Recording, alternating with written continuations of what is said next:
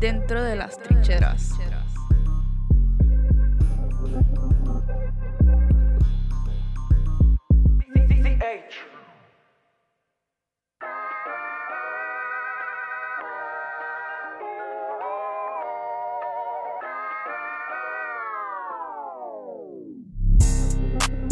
Inside the trenches.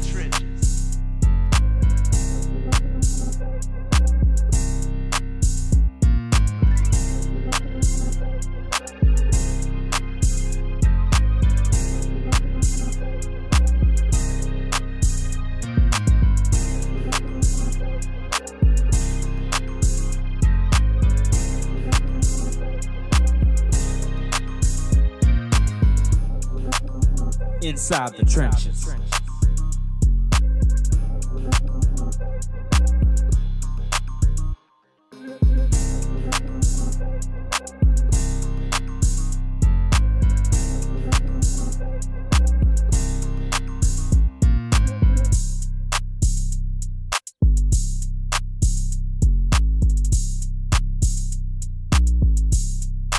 Dentro de las trincheras.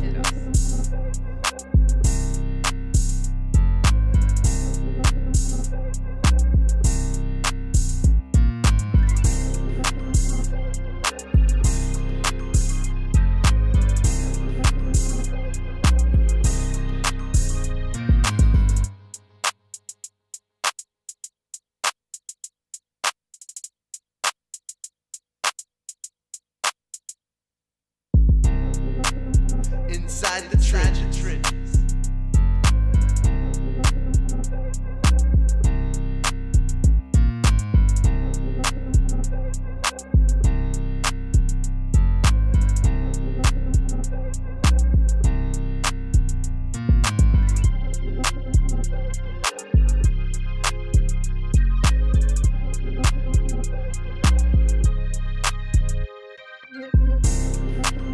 Inside the trenches.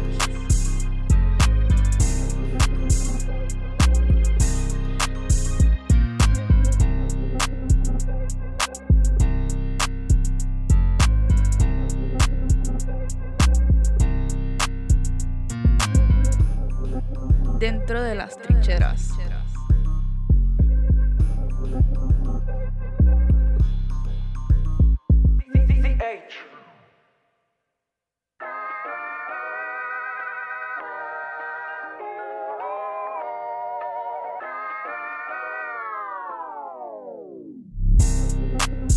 Inside the trenches.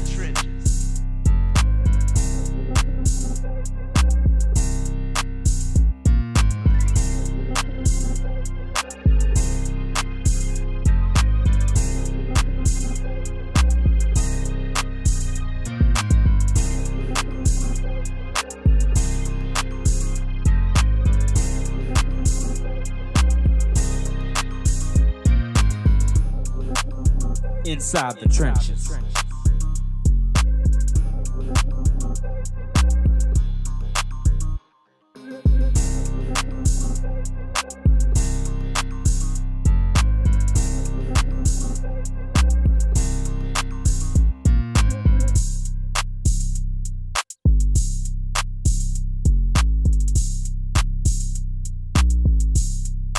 Dentro de las trincheras.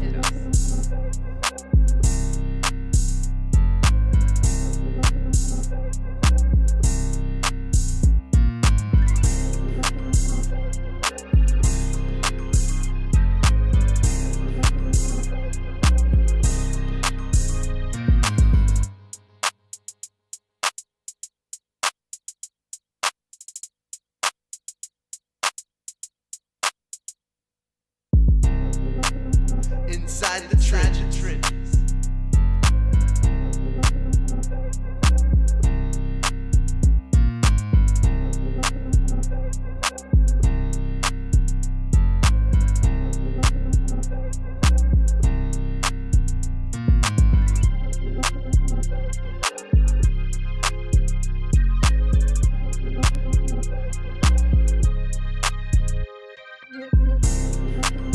Inside the trenches.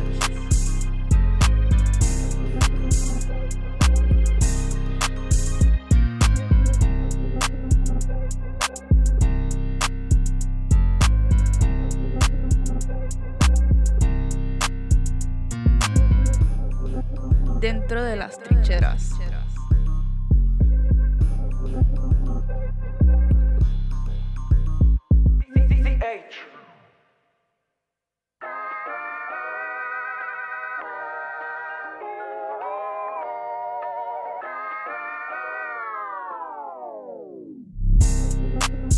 Inside the trenches.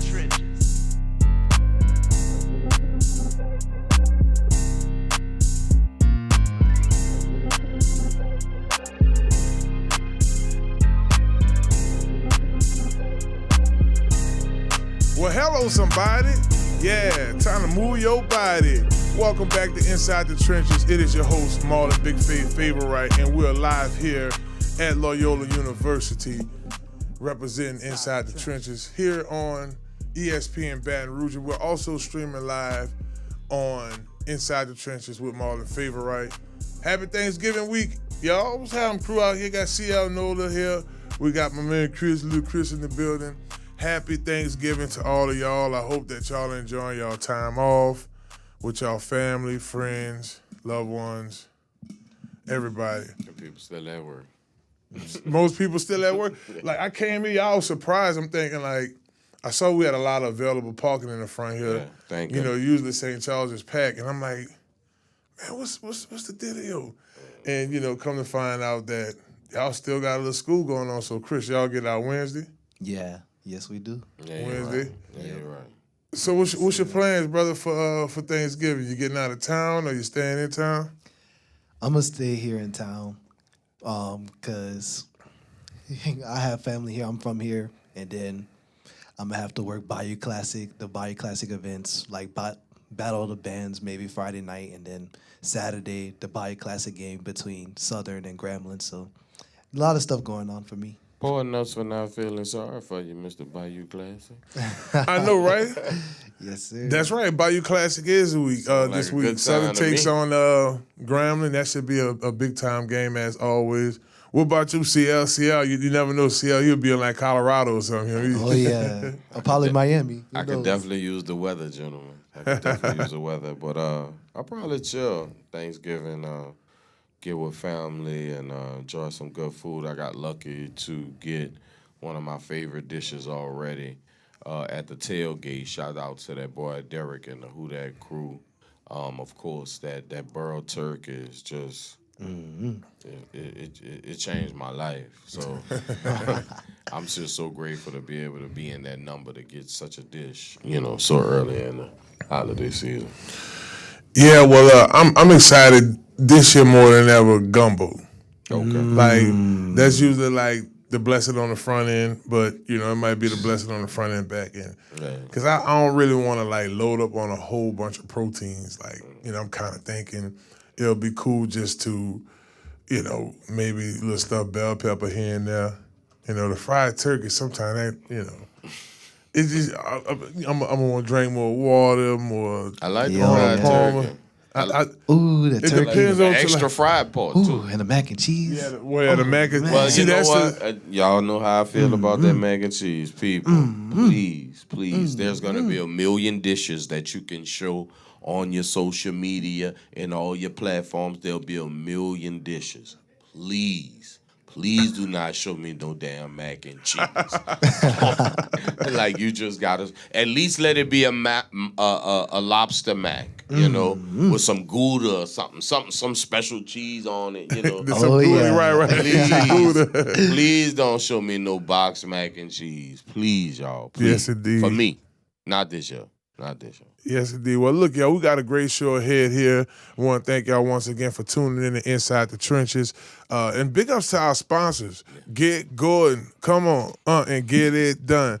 The Gordon McKernan Injury Attorneys right here in New Orleans. If you had any car accidents, you was hurt on the job, hit them up at 504-800-8888. Get Gordon, get done. Health Nut System. Big ups to Dr. Kendra and all that she does for the show. It's the holiday time. We talking about all this good food right now. Health Nut System, what you're going to need. Visit stillbody.org to get all your vitamins and nutrients. You get a lot of that good stuff with some of the good proteins we talked about. the good home cooked food, but we kind of indulge a little bit more on the food during the holidays. So hit up stillbody.org. She got the good sea moss. You can get all the products, the Speed Up 365 and more. Visit stillbody.org. And Conquer Sports Pros, baby. That's right, Conquer Sports Pros. Visit csportspros.com.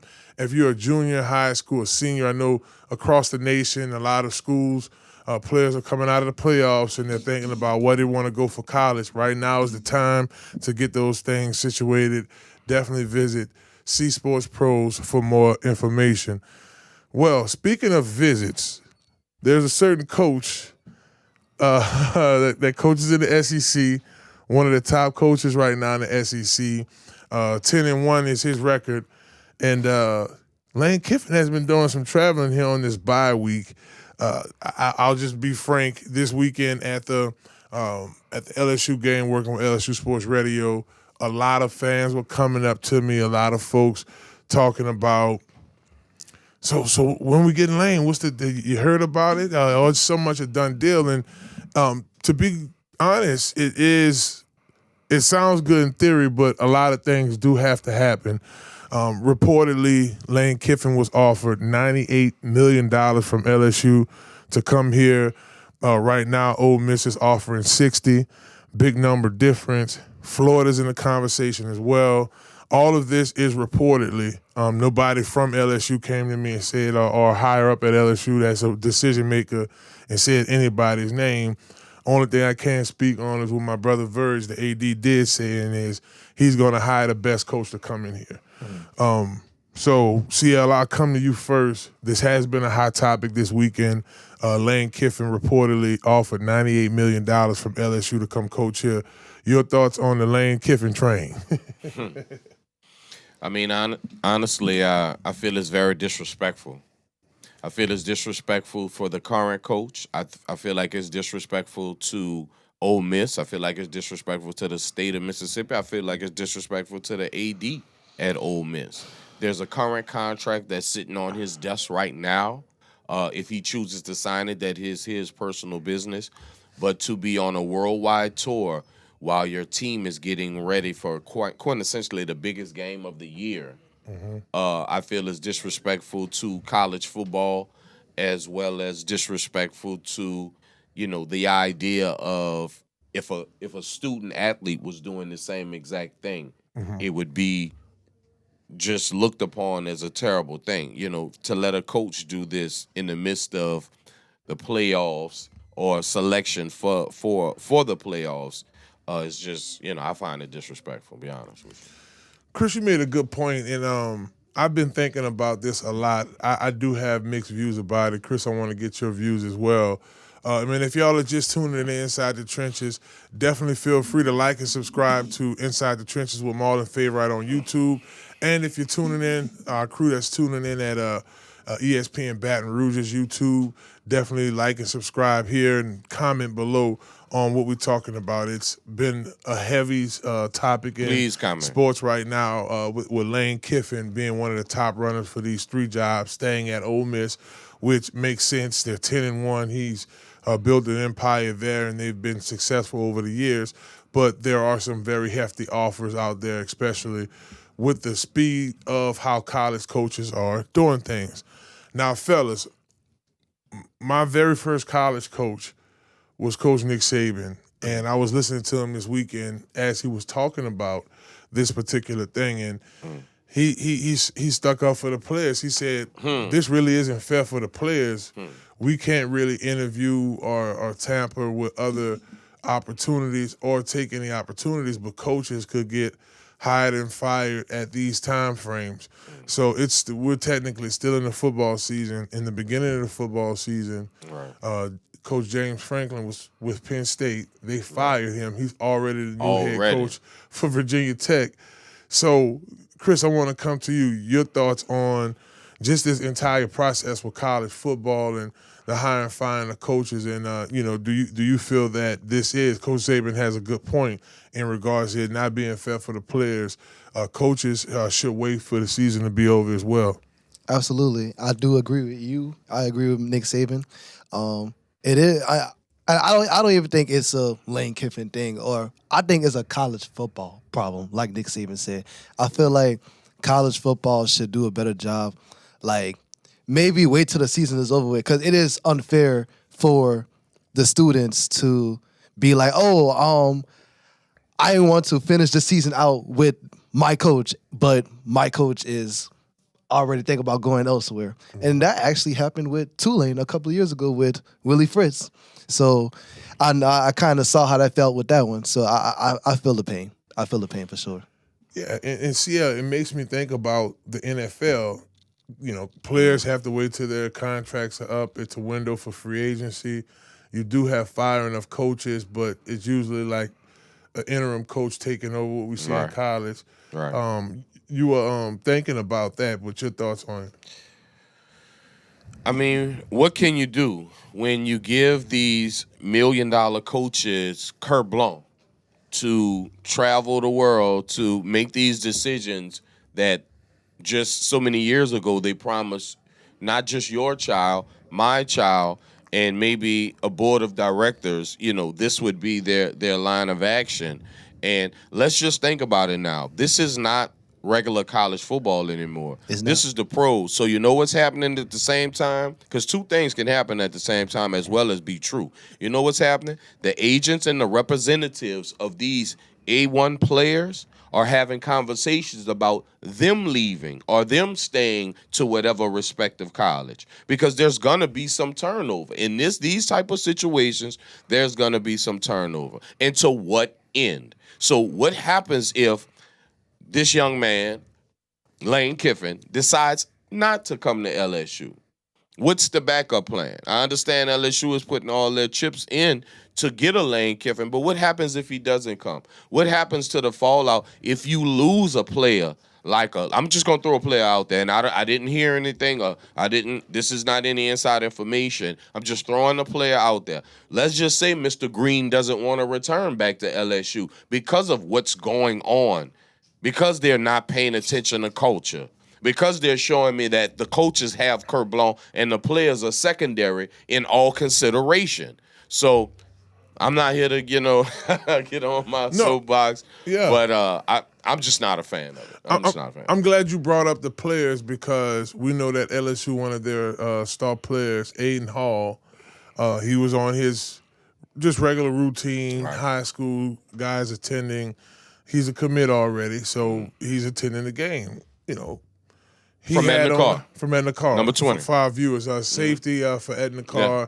Great player. Big boy. Watched a lot of games. Me and Chris and Lil Chris have watched a lot of these games, and he's a superstar. He's somebody, him along with Richard Anderson, so on and so forth. Cars loaded with talent. They got so many boys back talent. Well, anyway, Aiden wore hire Coach Frank Wilson shirt. Frank Wilson, and it was biggest cuff, so a lot of local broadcasters and some of the beat writers was taking pictures and putting that on their Instagrams, and it was a hot subject. To CL's point, we do have to pay attention to the culture. Now, reportedly, I don't know for sure, but it was circulating around that if Lane does take the job, he won't touch the defense. Guys like Corey Raymond, Coach Blake Baker, in addition to guys like Frank Wilson, stuff like that for the culture, as well as keeping things intact. Because to your point, you want to keep everything together with your recruits. But you realize that's not 100% his decision. Correct. Because let's just say you do get Lane Kiffin and you put up the money to get Lane Kiffin. What about if you lose Frank Wilson in at the same time? Right. Is it really worth to get Lane to lose a Frank Wilson, to lose a Corey Raymond? Because he says he'll keep them, but that's just press talk. Mm-hmm. When it comes down to what actually happens, or if he just got a raise to 90 some odd million, you don't think maybe the assistants might think it might be time for them to get a raise? So there's difference of opinions in what could actually happen, but to what cost? Is it that important to get Lane Kiffin when you lose a Corey Johnson, when you lose a Williams defensive line coach, if you lose a Frank Frank Wilson. If you lose a Jerez Green in the transfer portal, if you lose a Harlem Berry in the transfer portal, LSU, think about what it is worth to get a Lane Kiffin or to not get him. Well, it's a couple of. I know the fan base does matter. We do, in terms of, to take it back to the field, away from the business. We do need improvement. We need improvement on the offensive line. You look across the offensive line, that's one of the biggest concerns. We could probably say the same thing about the New Orleans Saints locally. You do have a running back in Harlem Berry who is the future of the SEC. I think the type of skill set he has, what he's able to do catching and running out of the backfield is monumental for where we need to take that running game. But in addition to that, fellas, I do feel like we need a power back as well to sub in and out with him just to keep it, balanced. My question to y'all, whoever the new coach is going to be, who do you keep? So you do have to think about that. That is a major – it's just one opportunity with this transfer portal. And I understand, like, the nature of how things are operating currently with college football. The transfer portal, what that is, January, it happens then. So for recruiting purposes, for early signing, that's what dates like early December matter, because that weekend is early signing day. Oh, yeah. You don't want any commits to flip. So that's why I'm coming to y'all. When y'all look at positions like quarterback, Michael Van Buren is a mobile quarterback. Right. LSU does have to, whatever they do in the portal, whether, of course, keeping the guys you have on the roster. You have talent already in the roster at the quarterback position. He's a running back now, but Juwan Johnson could throw the ball around the yard. Okay. Michael Van Buren showed us some flashes of having potential. I mean, obviously this last game against Western Kentucky, which will be joined by Mario Jerez later. We'll talk to him, get his thoughts on the Western Kentucky He'll game. definitely break it down. And talk about the Oklahoma game coming up. But, I guess real quick, do y'all think that LSU, whoever they hire, whatever direction the offense go, I'll come to you first, Lil Chris. Do you see our next quarterback being someone like a Michael Van Buren, or do you see us going to the portal to try to find like another pro-style pocket quarterback? I feel like what we're at in college football today, I feel like you need a dual threat quarterback. You need a quarterback with some type of dual threat ability. And where we at in college football now, because I feel like those type of quarterbacks are the quarterbacks you can mostly have success for. So I say definitely go for maybe a dual threat quarterback for sure. Definitely. Oh, yeah, it's just, guys, just sticking around with this subject with college football, it is so many changing parts all the time. And with these changing parts, you get inconsistency from finding the right talent. So it's really just to circle back to the whole Lane Kiffin situation, he really built a team in Ole Miss. Like, Ole Miss have been hit and miss for years. Mm-hmm. They've had tons of talent. I can remember when we played against Mike Wallace and those guys back in 2008. That team was good. You had McCluster. There's another O'Para Walker product. But you had talent, but they wouldn't go into nothing. After the Egg Bowl, that was it.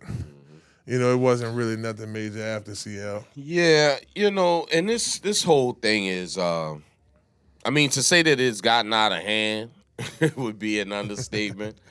But I'll give you, not too long ago, there's a young man named Junkins. Right now, he's the current running back for the Cleveland Browns. Shout out to my starting fantasy running back. And he played at Ole Miss. He actually led the SEC in rushing for Ole Miss. But then his senior year, he transfers to Ohio State. That's right. Now, as much power as we yield and give to Lane Kiffin, right? Mm-hmm. Because Lane was his head coach at that time. There was nothing that Lane could do to stop or convince the number one rushing back in the SEC football from going to Ohio State. So I say all that to say this. We say that it's about the kids, and every time every time there's an opportunity to show it that it's about the student athletes, we show that it's not. This is an opportunity to get the right coach for the right price, because right now, currently, you're already paying 2 buyouts. I understand that they print money in Baton Rouge, but I thought the object was to get winning football players, winning coaching, making men better men as they leave the state of Louisiana and the University of LSU. That gentleman is Frank Wilson, but for some reason, we have already overlooked him while the season is still going on. That's crazy. What is happening in college football? LSU, I know you're better than that, and I know you have aspirations to be champions, but you become a champion from the ground up. And here's a champion sitting next to me. He'll tell you more about it, but it starts from the ground up. It's a lot of. It's kind of like, and we'll talk about Shedeur Sanders our next segment. Y'all definitely stick around for that. I have a couple of interesting points with that, but it's really the hand that's dealt.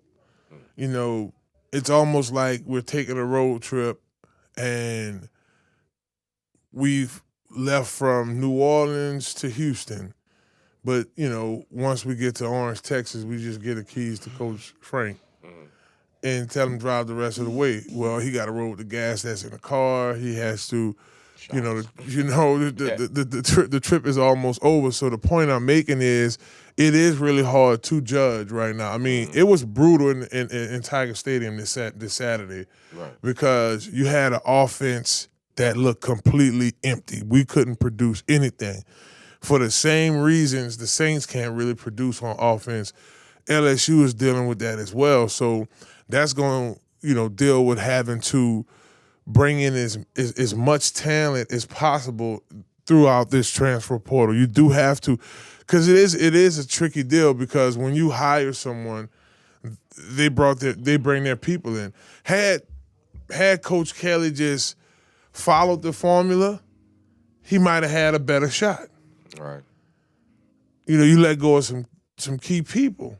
Defensively, like we talked about this, and I don't mean to keep going back to, shouts out to BK, free BK. Come on. For our people that's just checking it out, Coach Kelly's son, Kenzel Kelly, had ran out for senior day, and he had raised his shirt. He had BK on it. Right. So he looks at the cameras like, yeah, y'all know what it is. Free BK, free the guy, free my boy BK. And I'm like, yeah, Burger King.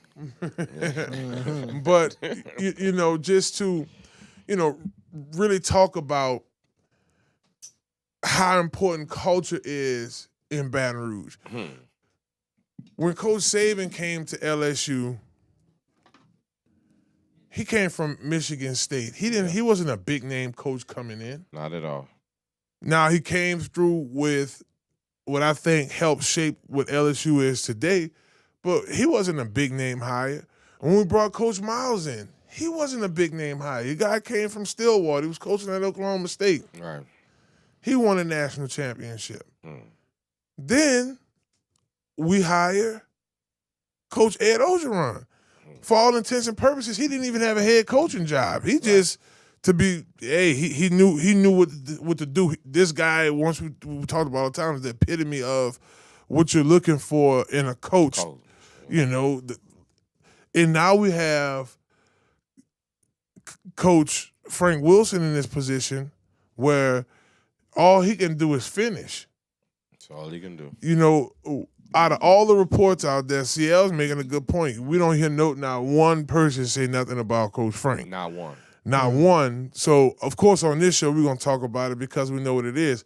We know who pulling the strings behind the scenes in that regard. And I'm talking about recruiting. When we lost Coach Ed Ogeron, we had to get a Frank Wilson. To me, that was one of Coach Kelly's smartest hires. Right. Bringing Coach Frank in as assistant head coach. At the time, Coach Frank was a head coach at McNeese State. So, I thought that, y'all, that was a smart move. We got about a minute left here, y'all, here on Inside the Trenches. Remember, y'all chime in. We're going to talk next segment, talk a little bit about Shedeur Sanders. He had his first win in the NFL. With his first start. And we'll talk about what that means. And who are these MVP candidates in the NFL? You might have to help me out with that, little Chris. All right. Please. Once again, big shout out to the Get Gordon crew. Get Gordon, get it done. Gordon McKernan Injury Attorneys, offices all over the state, right here in New Orleans as well. You can hit up, y'all know what it is, 504, baby. 800-8888. Get Gordon, get done. When we come back, we take a ride through the NFL, baby. Who's performing high? We're past the midpoint of the season. Who's that guy right now? And then also, we got a guy that, that went through the wilderness and made his way onto the promised land in game one. It first started, at first win. We'll talk about Shedeur Sanders when we come back as well. It's Inside the Trenches, baby. Right here live at Loyola on ESPN Baton Rouge's YouTube. Hello. Dentro de las trincheras.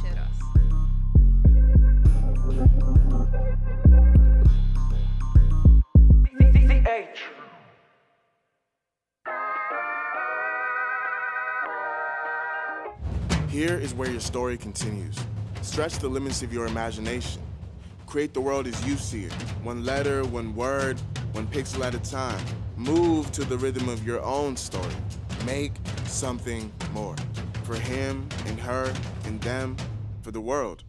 Do what you love. Tell stories like never before in state-of-the-art recording, news, and editing studios. Created just for you. Learn skills that will never expire. Document moments, seconds, frames per second. Turn them into masterpieces. Creativity is more than a lifestyle. Make it a career.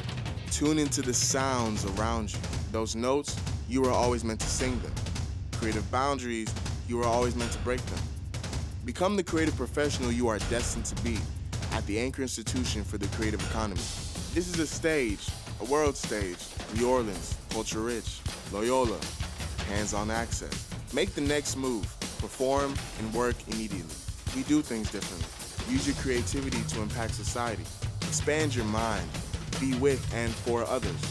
Continue your story in the College of Music and Media at Loyola University, New Orleans.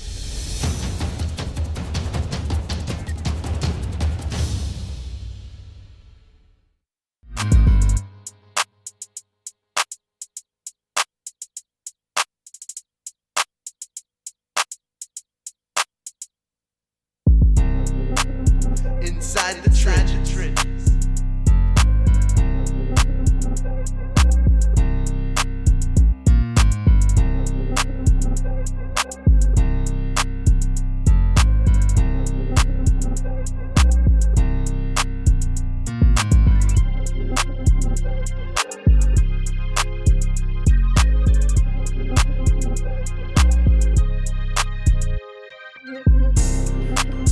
Inside the Trenches.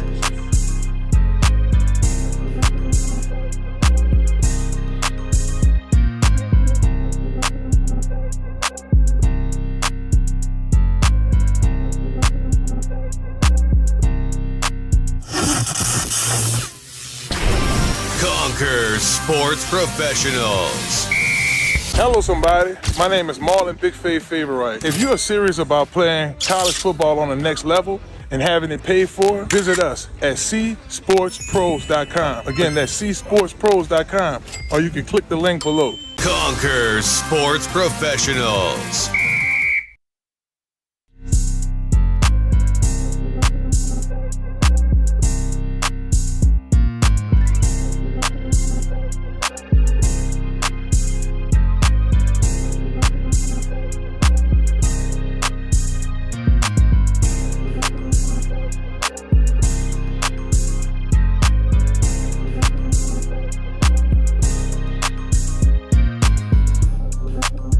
Inside the Trenches.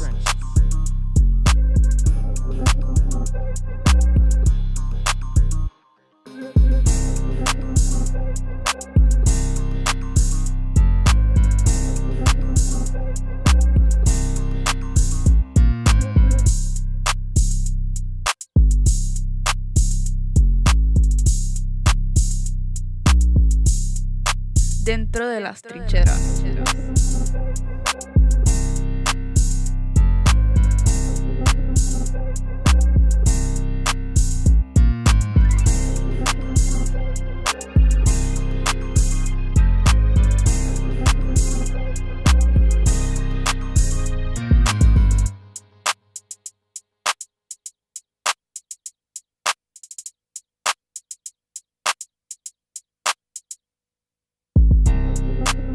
Inside the trenches.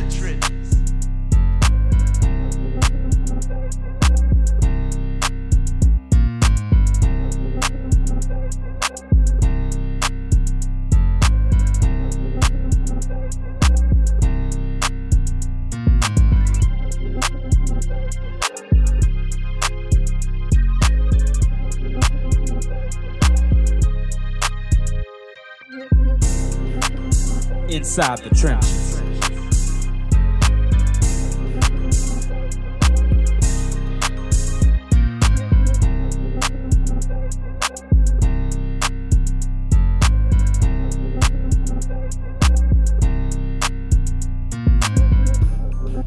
Dentro de las trincheras. Well, hello, somebody. It's time to move your body. Welcome back to Inside the Trenches. It's your host, Marlon, Big Faith Favorite. Joining me here is Lil Chris, and we got my homie CL NOLA. And we want to thank y'all for each and every week tuning in right here to Inside the Trenches to talk a little sports and entertainment for us. Remember, stick around hour 2. We'll be joined by Mario Jerez, sports analyst here locally. He covers the Pels. He covers Tulane football, Saints, all things Louisiana. Great catching up with Mario always. We got the homie CL NOLA, a.k.a. the general manager. If you want to know who the next hire is, give him a call. Can't say his phone if you got a DM us for get some more information. Joining us in here as well. Fellas, I wanted to take a little stop and look at the NFL right now. Who are the top guys? Lots of surprises. I think most fantasy football players out there, had they knew then what they knew now about some of these guys, they would have probably went on and drafted them. Right now, if you look at emerging candidates, you got Drake May, Matthew Stafford, Jamari Gibbs, and Nick Boo Smith. Nick Jigba. I say Nick Jigba. Nick Jigba Smith. Sorry, Nick Jigba. Cool last name though, big dog. He's on, and I drafted you, so I should know better. His first name's Jackson. Jackson Smith. Yep, that's a fire name. I thought Najigba come before. Jackson Smith. Yeah, it's Jackson Smith Najigba. Najigba, Jackson Smith Najigba. Yeah, that's pretty gangster. Well, his name's coming up now. Those guys typically don't get it. It usually will go to the quarterback in the category. Unfortunately. And I got to give a big shout out to class of 2009 draft class. I was undrafted, but I was one of the fortunate guys to go to the NFL Combine, and one of my Combine classmates was none other than Matthew Stafford. Yep. And this was years ago now. I'm talking about a long time ago, like 2019 and came by. That made 10 years. Okay. Right? So the next thing is 2029, and that'll be Almost 20 years. So you're looking at a dude who has a lot of experience and have been through a lot. First round draft pick to the Detroit Lions, first pick overall, showed a lot of toughness, consistently stayed at the top of his game in regards to being one of the top tier quarterbacks. Danced a little bit with tier 2, but most of the time spent most of his time in tier 1 quarterbacks around the league. They made the switch out, Jared Goff, and I think that revived his career as well, making his way to Detroit. And Matthew Stafford is man on fire. You know, to be honest with you, he's one of my favorites. CL, I'll come to you first. I may have not mentioned the name. I may have mentioned the name. When you think of MVP candidates right now, the race currently in the season, what names come to mind? Well, the first name that pops up in my mind is Jonathan Taylor. I knew he was going to say that. Ooh, I like. I knew he was going to say that name. He leads the league in rushing, and just think, not to make light of Daniel Jones. Daniel Jones is his starting quarterback. And there's definitely some weapons in Indianapolis. The guy, obviously, I wanted at tight end, Tyler Warren. You know, Pittman is there. Yeah. You know, they have a serious offensive line, maybe a top 5 offensive line in this Quentin league. Nelson. Yeah. But Jonathan Taylor is the straw that stirs the drink. It starts off with him. Obviously, you know, I sit on here and I talk about how important the running game is, and it couldn't be any more important than it is in Indianapolis. And that's why they're one of the top teams in the AFC, because at the end of the day, they can literally hand it off to this gentleman and he'll bring it home for them. So Jonathan Taylor, of course. Jonathan Taylor, while mentioning Gibbs, he's a name that definitely should be mentioned as well. I felt like I was this close from drafting him in fantasy. I felt like that would have been a good pick for me. Look, Chris, we will come to you next, my brother. When you start thinking about candidates right now in the NFL for MVP, who are some names come to mind, or do you have a guy in particular like CL? I do agree that Jonathan Taylor is the engine of that, not even just that Colts offense, that Colts team in general, because it gives the defense a lot of rest as he's just running through defenders down the field, putting more time for the offense to be on the field. So if I have to, not only he should be MVP, he should be Offensive Player of the Year, because he's the most valuable player on the Colts and he's the best offensive player this year.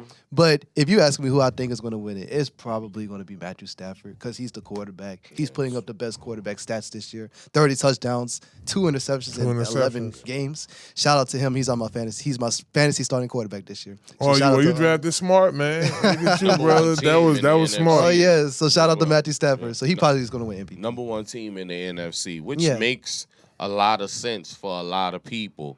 But as is the Colts being a top-tier team in the AFC. So, you know, unfortunately, they've made the MVP race more about a quarterback. It's a quarterback award, because there's guys like, you know, Myles Garrett that leads the league in sacks. And I know defense doesn't win championships anymore, but a guy that can get 4 sacks in a game and literally wreck a game, you know, has to be mentioned when it comes to, you know, obviously defense and what this league is predicated on. Yeah. When you look at defensive players that ball out, you typically have a safety that's taking advantage of that, getting 9 interceptions, or corners taking advantage of that. So it looks more like a defensive award. Even when you talk fantasy football, it's this thing where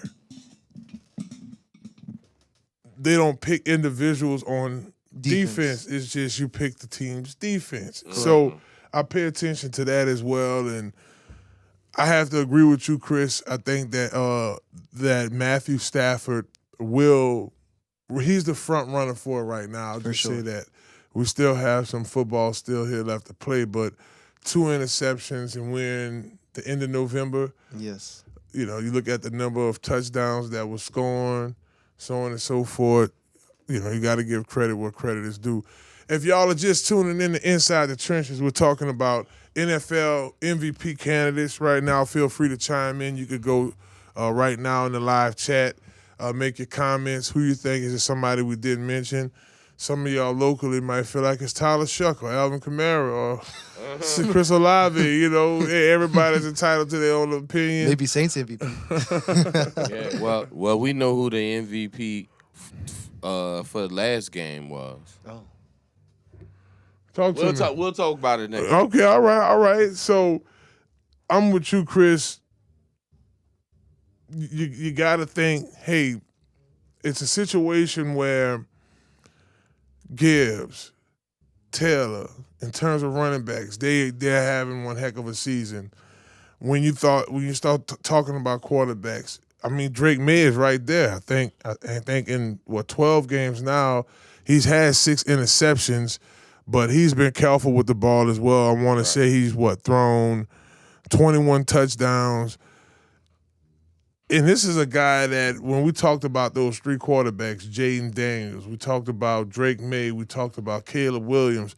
Caleb Williams I thought this year in year 2, he stepped his game up. His performing Definitely much improved. better. Yeah, he improved. And he his could coaching actually be did too. a dark horse. He could actually be a dark horse because we would be fools not to mention what the Chicago Bears are doing. The Chicago Bears are actually leading their division, and they're running the football. They're helping Caleb. It's not all on Caleb. He's not the Ben most, Johnson. Yeah, Ben Johnson. He's not the most sacked quarterback anymore in this league, and he's being able to deliver the ball downfield, fingernail polish or not. He said fingernail polish or not. He's doing it. I mean, right at 36 touchdowns. Just that's nothing to sneeze at. hold on. Let me double check that. Make sure I'm looking at the right. Caleb Williams. He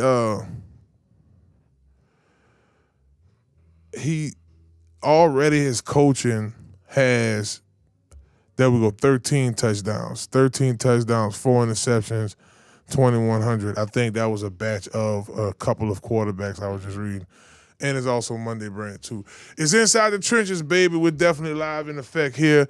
Y'all be sure to stick around. We got a couple more things we're going to talk about in this segment, but we'll be joined here in the second hour by Mario Jerez.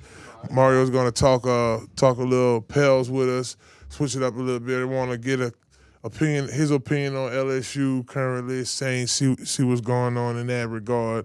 Can we ask the chat who they think should be the next head coach for LSU? Sure. And the Pelicans. That's it. Wow. There we go. Hey, I like we'll it all. do one at a time. Okay. So or maybe both of them. Feel free, because we got some basketball heads out there too. They're waiting for that basketball. Okay, so CL just said it. Y'all hit us up here in the chat right now. Who do y'all feel should be the next head coach for LSU? There's a lot of names that's being circulated around. We've heard Coach John Summerall. We've heard Frank Wilson. We've heard Lane Kiffin. Who y'all think should be the next NBA coach for the Pelicans in the NBA? Right now, they have an interim coach that's doing an exceptional job. Trying to do an exceptional job to rally the team up. Him and Frank kind of in the same boat. And since we're really doing this in real life, let's just go ahead and say, okay, Coach Summerall is going to probably leave Tulane as well. What about if they offer the Auburn job to Coach Summerall? Or Ole Miss. The Ole Miss job he to was Coach Summerall. He was at Ole Miss for a little hot second, too. So, and and whoever they decide to bring in LSU, and it's not Frank Wilson, I hope Frank Wilson take the Tulane job. Mm-hmm. I like what you're saying. So too. Yeah, I mean, if it means that much to them to get Lane and lose Frank, then I'll respect it. But I need Frank to take a lateral, even though obviously it's not lateral because LSU is the pinnacle. But I would like to see Frank Wilson as a head coach somewhere. I mean, if I'm keeping it at a buck, right now Tulane is in the hunt to get in the college football playoff. Yes, sir. We're nowhere near the hunt. I mean, I understand flagship school and, we do respectively. We got some championships, but you do got to give Coach Summerall and before him, Coach Willie Fritz, because here in the those are the guys that built the team where it is right now, and it definitely deserves some recognition. This from Tiger to a wave. You know what I'm saying? All right, y'all, congratulations, y'all. Give me a nice little clap right there. Shedeur Sanders, wonderful job, young man. Oh, for sure. Shedeur Sanders made history. I know I teased that earlier. So what he did, since the Cleveland Browns has been in Cleveland, no first-year quarterback has won their first starting game. He is the first to do it. Through the storm, he's definitely made it. Now, it's not a whole bunch to pop bottles off of. It's a struggling Oakland team. Las Vegas. Las Vegas Raiders team. His true test is going to be against the 49ers next week. And then, we could kind of start looking at this performance by him. But he really managed the game. Okay, he made 3 big plays. He really only had 1 mistake in that interception. And right now, and obviously the staff, he is the better option for them. A couple of factors with him playing and what happened it's not too much to judge. This isn't a guy who had an opportunity to work with that first unit the whole year. Right. This is just his first start, so it's still a lot to factor in. CL, I know you was watching. You don't care if Alvin Gentry only gave me 7, 8 fantasy points. You checked out Shedeur Sanders yesterday, bro. Your thoughts on his performance? I believe the young man was poised. I believe he, so as I, were ready and waiting for the moment. Because you can hold him back, you can hold him down in the draft. You could drop him down to the 5th. It didn't take away his arm strength. It didn't take away his accuracy. You can make him the 4th-string quarterback and get him no reps with the 1. It didn't take away from his strength, his accuracy, and his confidence. He gets 1 week of practice, and he wins the first game that no Cleveland Brown starting quarterback has ever done. That has to be mentioned. I know Fave mentioned it. I'm mentioning it. It has to be mentioned. Mm-hmm. This young man, imagine if he would have had a whole offseason. He said that. Imagine if he would have had an whole offseason to prepare. This young man has been ready for the moment since he came out the womb. And now we're all seeing it. He's very infectious. He's very accurate with the football. And the same things that these haters hate him for is the same thing they love Baker Mayfield for. The problem is Baker's hurt right now, and you were forced to watch Shedeur last night. Well, yesterday. Oh, you meant to say Dylan? No, Baker Mayfield. Oh, Baker when they Mayfield. drafted The him same. years ago. So what I was saying was the haters. The reason why they have a problem with Shedeur Sanders is he has the confidence and the bravado as the same as Baker Mayfield's. But they say it is different when Baker does it compared to when Shedeur does it. But that's okay. Don't worry about it. Shedeur won yesterday and Baker lost. And it says a lot about a player when your teammates give you praise, especially veterans like Myles Garrett. Right. He's always rooted for Shedeur, really since training camp. The reason that says a lot is because the first look at all the quarterbacks, the whole offensive unit, heck, when you're not in the whole team, you seeing who making the right throws, you seeing who under pressure, or when you're pressuring, who's giving you a time, and eventually it happened. And we kind of sensed this. We knew what the storyline was going to be, you know. Eventually, what happened, Joe Flacco gets traded over to the Bengals, and because they did him because of Deshaun never plays. Right, exactly. And eventually a guy that they tried to bury deep on the depth chart is now risen. And hey, they still got a lot to go on. Like I said, you look at him by numbers yesterday. He was 11 for 20, 200 yards. The one interception we talked about, he got sacked once, you know, and it wasn't horrible stats. Which is already better than what he did last game, because obviously he held the ball too long on the last game. He got rid of it this game. And he was able, go ahead. Yeah, go ahead. Quarterback rating 87.9. Look up how many starting quarterbacks had a higher rating than 87.9 on their first start in the NFL. And I was going to mention the amount of rookies he played with. You had Dylan Stanford. You had Fannin. Junkins. Yeah. Junkins is a rookie. That's what I'm saying. You had – so everybody he hit – and I'm missing somebody else. Somebody had a long – Oh, 15. Oh. Hold on. I'm right there. Samson. Dylan Sampson. Yeah, from Tennessee. Yep, Sampson had the long run. That was a big, long touchdown. I know you know Isaiah Bond, ain't he there? Yeah. I'm sorry. Bond. Yeah. Yeah, he had a 58, so he hit all rookies. Yeah. Like, it was legit. All rookies went out there and did most of the performing. I mean, you had Jared Judy. He had one. He kind of had a little bonehead play, too, in that game. Yeah. But for the most part, I thought it was a pretty decent performance, and so much to grow on for him. But, yeah, y'all, that's, you know, around the league, I wanted to touch base on that. We wanted to definitely take this time to thank, once again, Health Nut System celebrating 3 years in the business, 3 years of health and wellness, helping the community out. Big ups to Dr. Kendra and her family and all that they do for our show here on Inside the Trenches. Y'all don't go anywhere. When we come back, we'll be joined by Mario Jerez. Mario going to talk a little Saints with us, talk a little Pels. You know, we may ask him a little Tulane. We'll see what we have time for. So y'all stick around, baby. It's Inside the Trenches. Hello, somebody.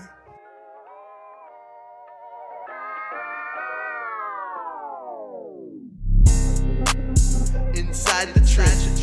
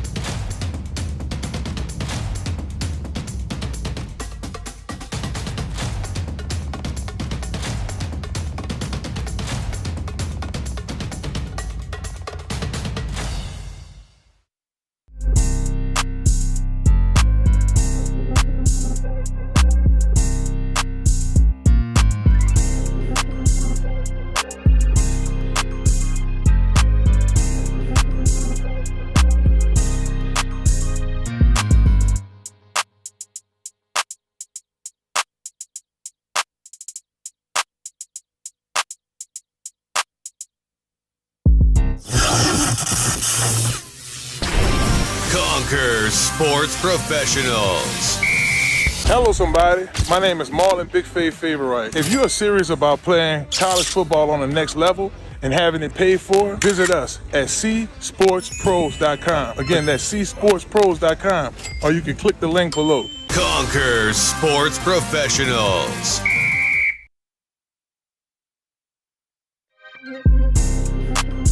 Inside the trenches.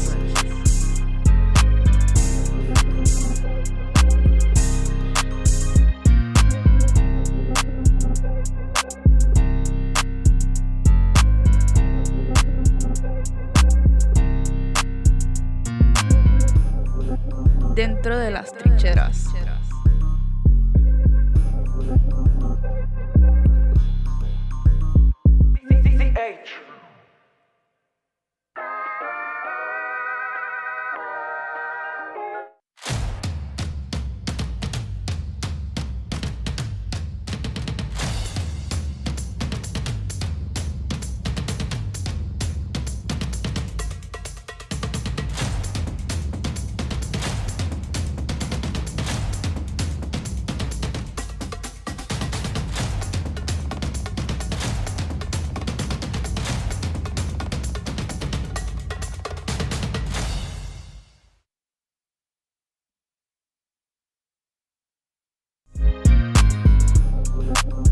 Inside the trenches.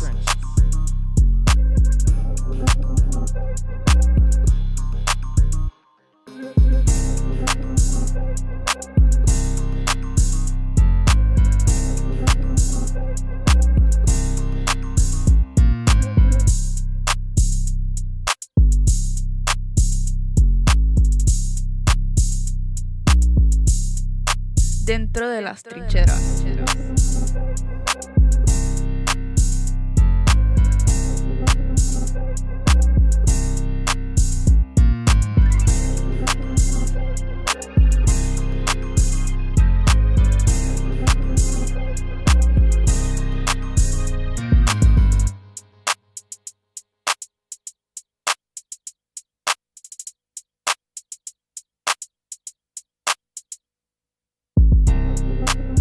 Inside the trenches.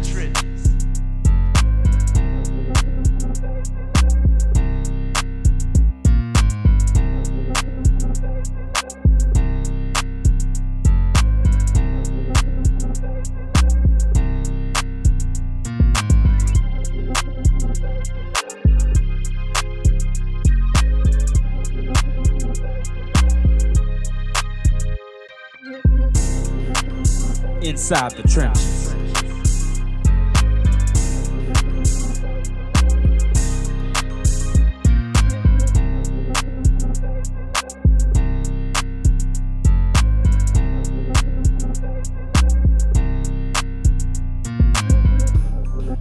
Dentro de las trincheras.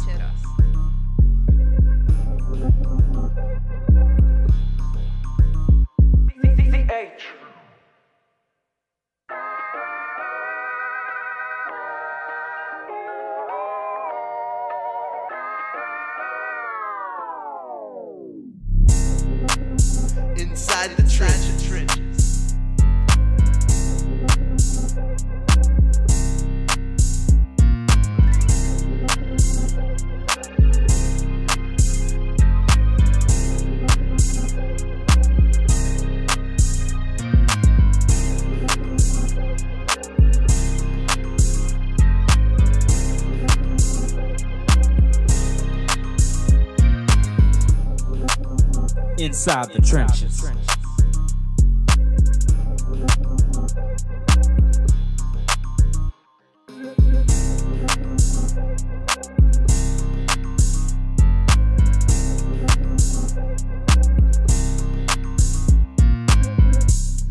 Monday, fun day, come on. Yeah, it's inside the trenches. I wasn't in the game on. I was in the game on 4th and Inches. Man, what am I doing? Am I messing up my Monday rhymes? It's Inside the Trenches. Your host, Marlon, Big Favorite. Thank y'all so much for tuning in with us. We're live here at the Loyola Studios. Big ups to our production team and they're doing a wonderful job as normal each week, holding it down for us, for sure. I want to take this time right now. This is for all the football players out there, high school football players, you're a junior or you're a senior, especially if you are a senior. If you're a senior right now, you're still in the football season, waiting for the football season to finish up because you're in the playoffs.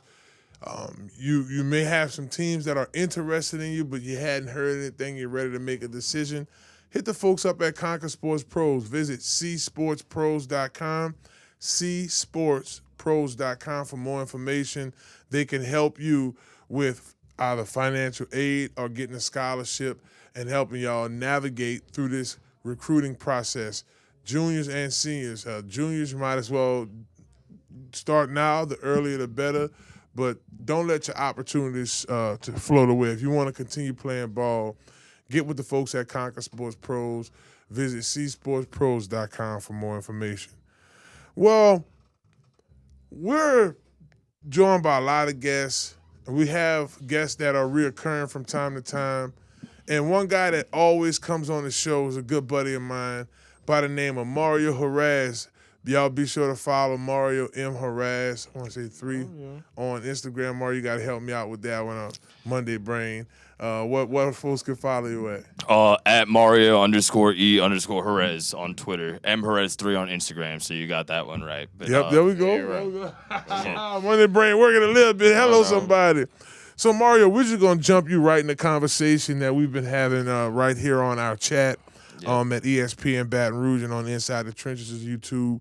But it's been a heavy, heavy conversation, a loaded conversation about who's going to be the next head coach for LSU.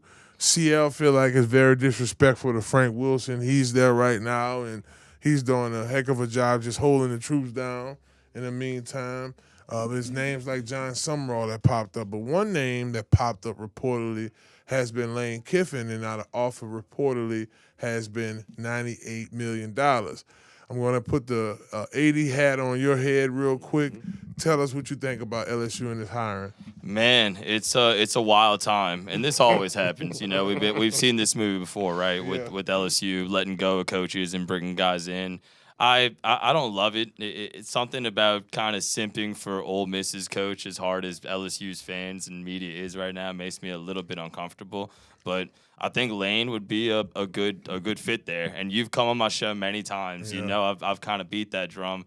Not long ago, I said if I had to take my pick, who do I want to be my college football head coach, Brian Kelly or Lane Kiffin? I would take Lane Kiffin. A lot of people kind of made fun of me for that, and here LSU is in the situation that they're in. So if they are able to land Lane, I don't think it's the end-all, be-all. I still think LSU football has a lot of kind of corrections they need to make just as a program. Lane Kiffin or no coach is going to come in and just kind of be their savior. I think LSU as a football program just kind of needs to take a look in the mirror. So that's independent of the Lane Kiffin conversation. Right. But if you want my personal opinion, I think he's going to stay. You know, there's clearly a lot of smoke there.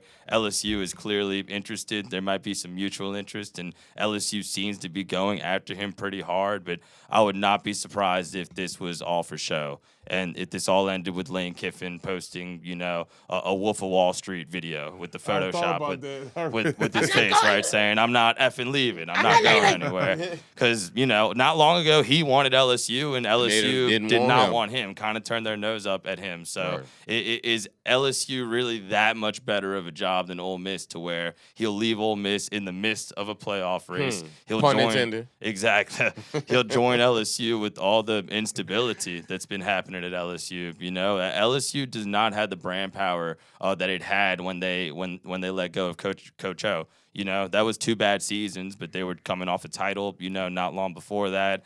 They had a lot of momentum with NIL and things like that. But if you look at LSU in the present day, just football-wise, they've been passed up by programs like Texas A&M, Ole Miss, thanks to Lane Kiffin, even Vanderbilt. Shout out to Clark Lee. He's done a really good job. I don't see anybody trying to poach him the way they are Lane Kiffin. So I think LSU just kind of needs a reality check. And to answer your question, if they got Lane Kiffin, I think that would be a good hire. I think he would do well at LSU, but it's not a end-all, be-all. And if they're not able to get Lane Kiffin, things are going to get really interesting. Yeah, it would. Man, I just thought about it. It's all right. Think about what this would do for Coach Kiffin for recruiting. Like all this hype behind me. You see, this team wanted to offer me X, Y, and Z. My name was in the hat for that, but I stayed here at Ole Miss, and here's why. And he could be potentially CL using this as a recruiting tool. Yeah, and I look at it both ways. What happens when the transfer portal opens up and these guys start jumping ship from both ends? You know, they've given him an ultimatum of when he's going to make his decision, but ultimately he's going to make that decision when he wants to. And just like when a top quarterback or a top player in the NFL signs a major deal, everybody's looking. Everybody's waiting for that top guy to make that deal, and then they move after that. So what will be the downfall or the trickle effect? Better phrase. What will be a trickle effect of either him leaving or staying? Because we don't know what the transfer portal has to offer for these gentlemen that's going to come right behind him. Yeah, and one thing, we mentioned this earlier, LSU has always been about culture. Right. When Coach Saban first came here, he wasn't a big-name coach. When Coach Miles came here, he wasn't a big-name coach. We knew Coach Ed Ogeron to be one heck of a recruiter, and he came in here, and he was already on the staff, right? And then, obviously, there was Coach, and I'm going to always talk about it, you had Coach Brad, who was the head coach for a game, and then right at that point, we went all big names. Right, Mario? We went, let's go Brian Kelly. Now, from what I remember, Mario, you felt like Coach Kelly was a great hire for LSU? Oh, no. I was on the opposite end of the spectrum, man. And then, look, at first he kind of proved me wrong, right? Like, I was kind of on the boat that, he's a bad fit and all this stuff. But just football-wise, man, after that first season, he just did not do a good job. And Brian Kelly's the kind of mold that's like a CEO-type head coach, right? Right. He's very dependent on hiring good coordinators. And to his credit, he did that most of the time at Notre Dame. But winning in Notre Dame is not equivalent to winning in the SEC and at LSU. And from the jump, he did a really bad job with coordinator hires. I mean, this man fielded one of the worst special teams units in LSU history, then one of the worst defenses in LSU history, and then statistically this season, running the football, one of the worst offenses in LSU history. And the instability towards the end is why you let Coach O go before him, right? And after one good year, that's all the Brian Kelly tenure was, instability, not just hiring bad coordinators, but I think the departure of Mike Denbrock wasn't talked about enough. Like we gave Brian Kelly so much props for developing Jaden Daniels and, you know, having a Heisman-winning quarterback, but I think a lot of that was Jaden's talent, number one, and a really good play caller that's still doing really good things in Notre Dame to this day. So just football-wise, after last season, I thought it was kind of obvious, and I kind of fought battles on Twitter with some people in LSU media. Like, they lost to Texas A&M, really bad loss. They kind of owned Brian Kelly in the BK era at LSU. And then the loss to Florida was just absolutely unexcusable. And the LSU was an 8-4 team that was losing a lot of good players to the NFL. In my head, I'm like, what's going to get better? And a lot of people I kind of felt like they were in denial about Brian Kelly's ability to be this great tactical head coach, which aside from the first season, he never really was at LSU. So I think, like y'all were just talking about a minute ago, LSU needs to kind of just get back to the basics, you know? Yeah. They can't try to hire the best resume. They can't try to have like a parade for a hire that all the fans are going to be happy about. Right. They need to go to somebody like a Frank Wilson. And like y'all said, unfortunately, I don't think that's going to happen, but somebody who has those qualities. And number one, will keep Frank Wilson. I think he needs to stay as the running backs coach and as the lead recruiter on the staff, but somebody who's going to own Louisiana, somebody who is going to, you know, establish that culture, like Braden Fajoko, you, others. I saw a lot of former players talk about LSU just not really having that edge to it as a football team, especially on the trenches, pun intended. Yeah, you're right. Offensively and defensively. So somebody who's going to come in and establish that, and that might not be, you know, someone with the best resume, the flashiest name, but LSU just football-wise needs to get back to the basics, and that's what did kind of did Brian Kelly in. Yeah. I mean, this is what I say, y'all. The coach, whoever the next coach is, his job shouldn't be, let me make LSU work my way. From the great Coach Saban is going down right now. Right now, he's the greatest coach of all time. Sure. 6 national championships at Alabama, 1 at LSU. It doesn't get no better than that, right? You know, you got Coach Bear, and, you know, you had some coaches that made some runs, but Coach Saban's legacy is still unmatched. But he was smart enough to say, let me get these guys in state. I thought Coach Kelly bringing in Bill Polian and we getting guys from Hawaii and Utah. And no, we need to go after, even if it's a 2 or 3 star player, we need to go after that guy here locally in the States. We don't need to go at, like, I was thinking about that the other day, CL. Me and BT was talking before we went on air. And truth be told, most of the star players on our team, I'm going to say, the fabric of the team were guys with 2 to 3 stars. Yeah. I mean, look at recent time. Justin Jefferson had what? 1 star? Yeah, 2 stars. Yeah. 2 stars? Sorry, Jets, 2 stars, right? But that's irrelevant to him right now because he got more than a couple stars on that. Hello, somebody on them checks he getting from the NFL, highest paid. In his teeth. Yeah, hello, right. So at the end of the day, that's a kid who is willing to go hard for his state, fellas. Right. And I think, CL, that's really what we need to get to. It's so important, you know, because unfortunately, I end up going back and forth with, you know, people in certain chat boxes. And, you know, culture is so important. And that's why you keep hearing it. Because culture is so important, especially in Louisiana. It speaks volumes to how the game is played on the field and how the young men, as well as the coaches, handle themselves off the field. Culture in Louisiana takes precedence over probably almost every other state, maybe give or take Texas,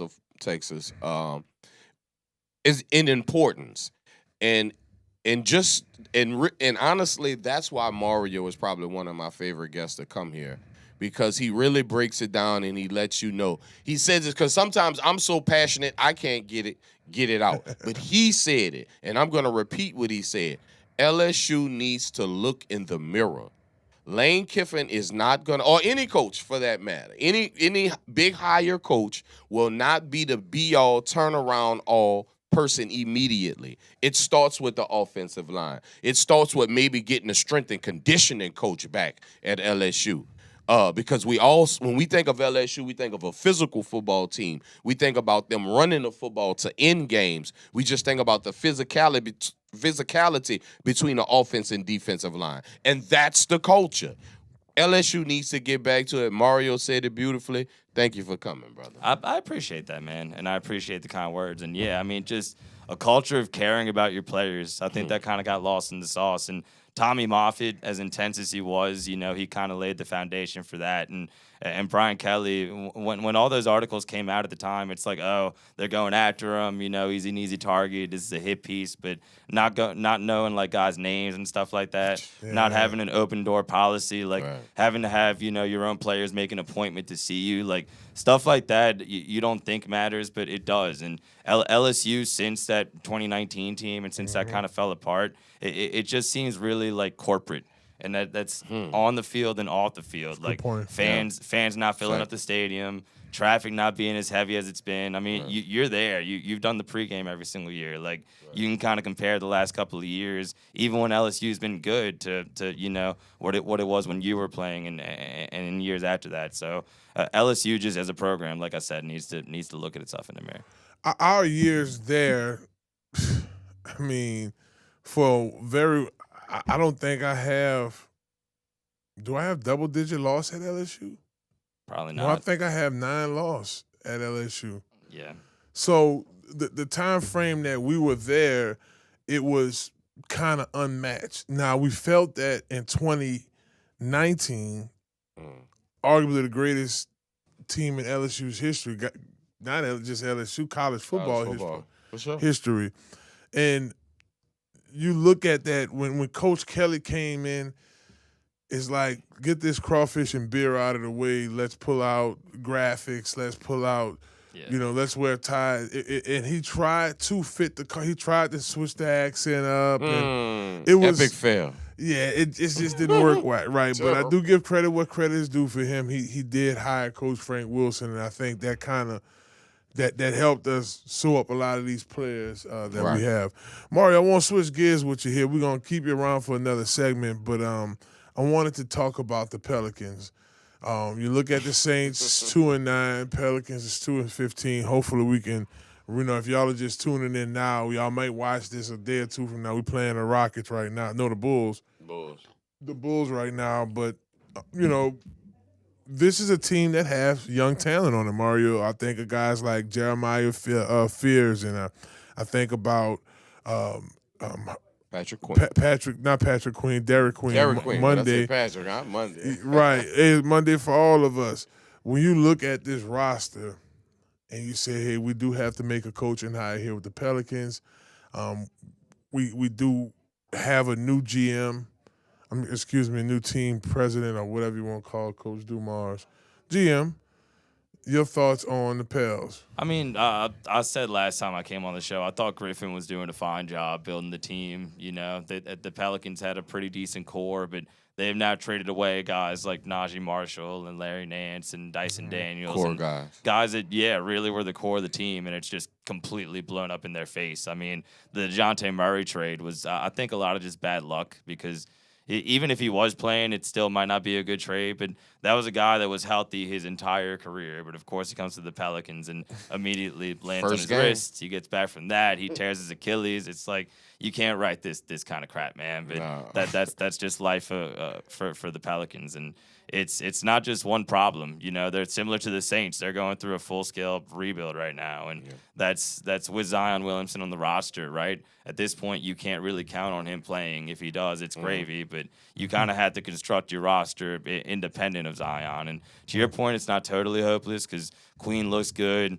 Fears looks pretty nice. I didn't like the move to get Jordan Poole. I feel like that's just kind of crowding the backcourt. Not that he's a terrible player, but they have just a lot of stuff to figure out. And it's unfortunate because they're having a terrible season and they're not going to have their first-round pick. So the losses don't really help you. You got to try to develop the young guys. You got to see, similar to the Saints before the trade deadline gets here, what guys are expendable, what guys are worth getting rid of to get back some assets. And we could talk about a lot and break down a lot, but it's a house of sadness in there right now with the Pelicans right now. Man.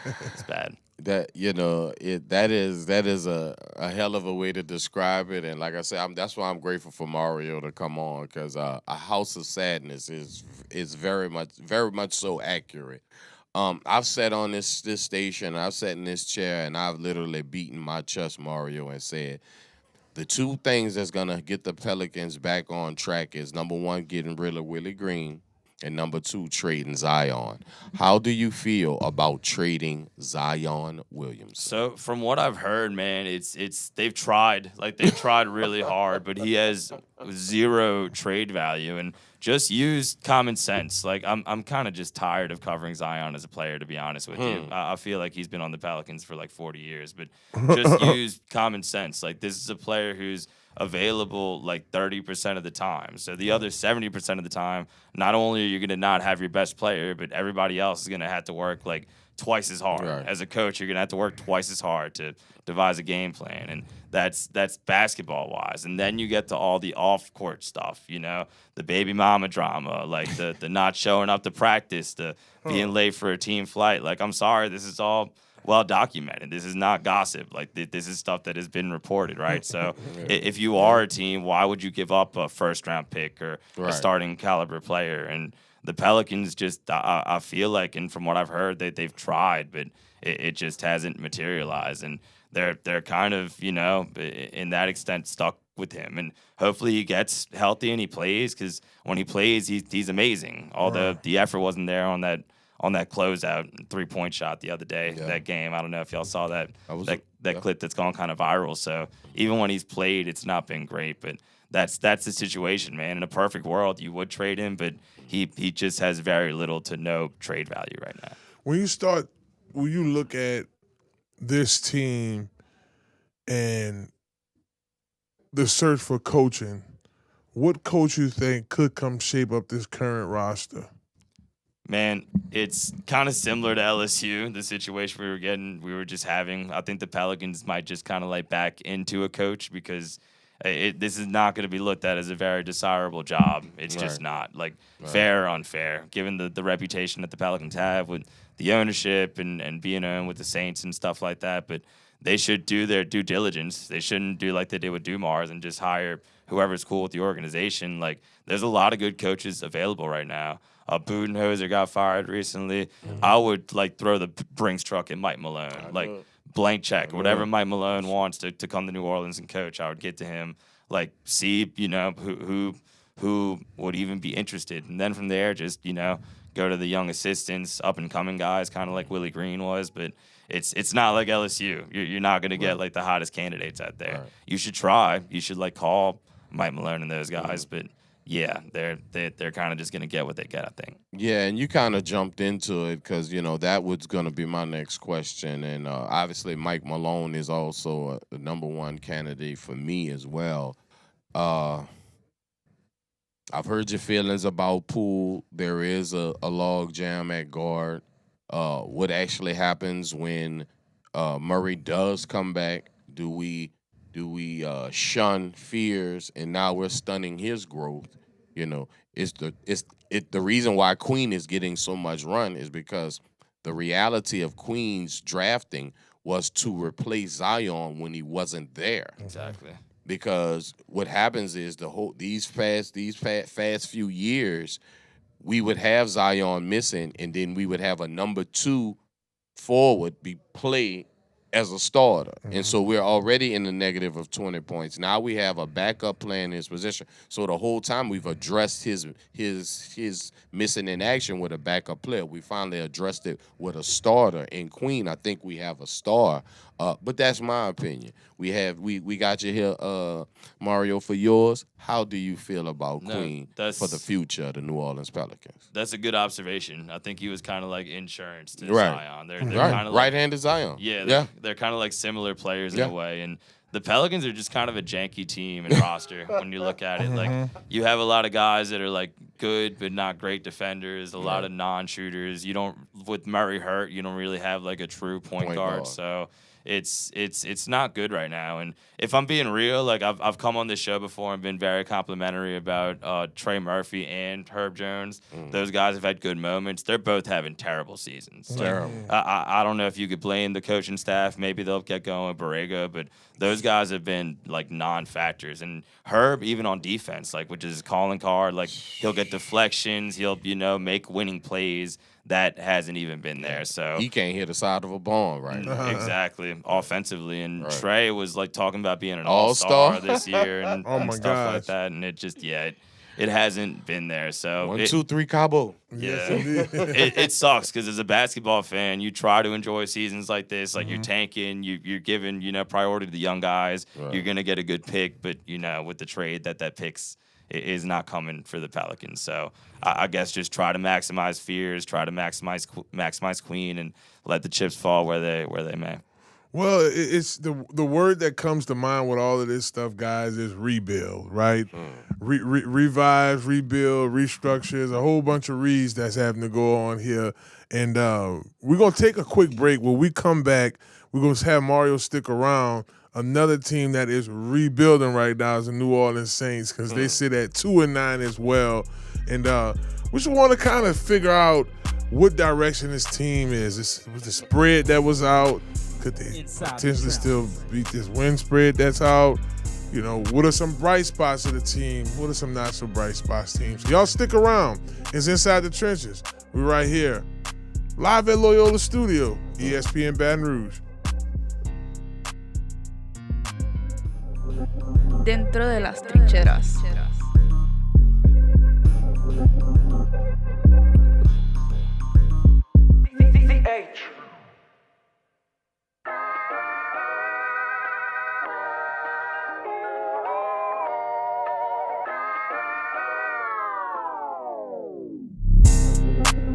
Inside the trenches.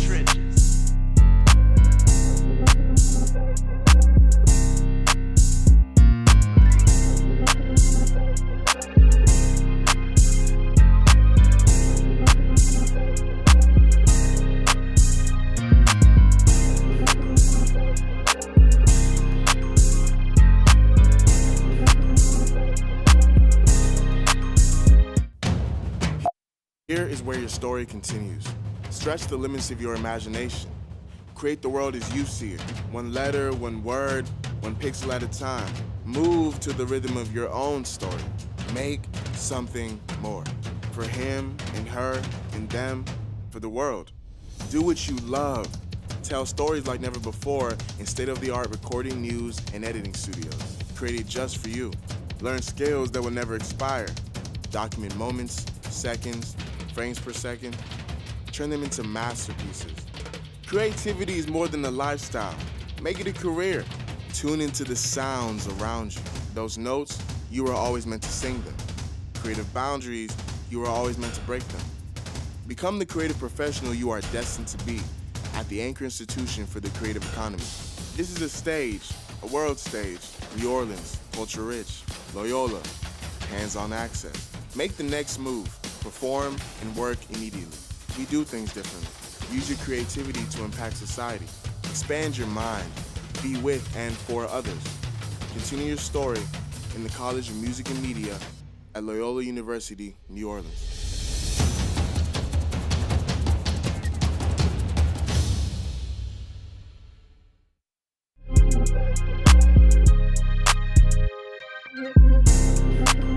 Inside the Trenches.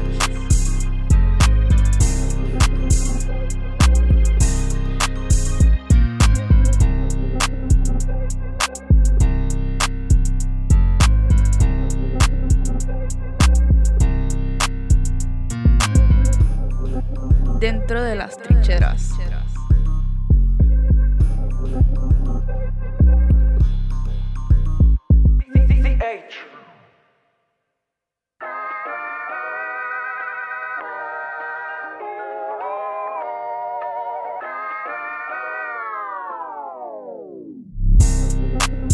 Inside the trenches.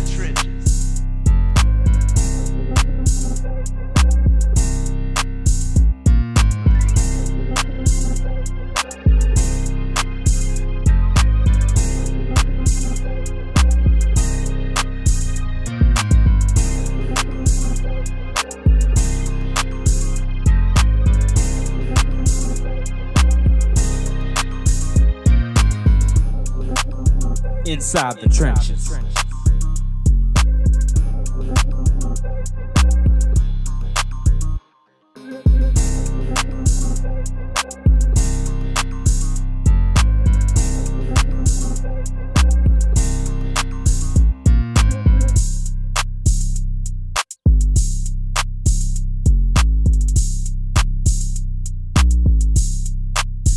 Dentro de las trincheras.